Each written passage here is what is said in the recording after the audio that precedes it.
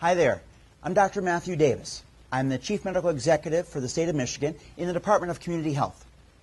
September is Preparedness Month, and I'm here at the state's Community Health Emergency Coordination Center, or CHEC, because I'd like to share with you some of our latest state resources to help you, your family, and your community get ready for the next emergency.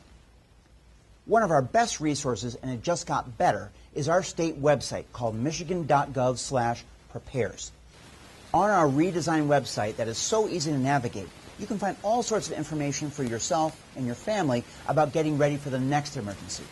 You can even find tools to help your family prepare, connect to local resources, and even recover from that next emergency when it's time to get back on your feet. There's also an index, Preparedness A to Z, that has information on all sorts of topics that you might have questions about. But a website is just the start.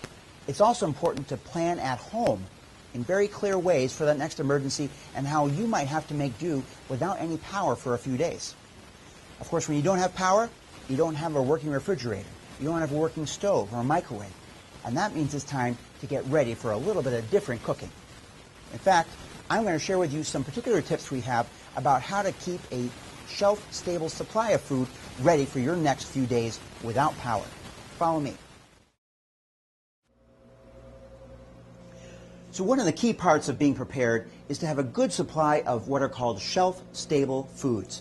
Those shelf-stable foods are ones that don't require cooking, because after all, if there's a power outage or a major emergency, you may not have your usual cooking supplies available for yourself.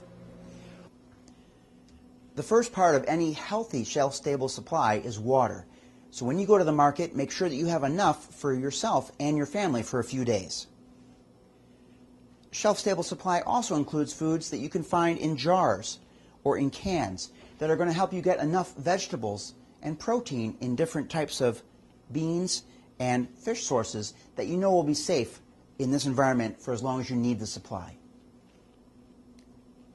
Shelf-stable supplies also come in boxes or in bags or in bar form. That can be a great way to keep up your carbohydrates while you're making your way through that power outage.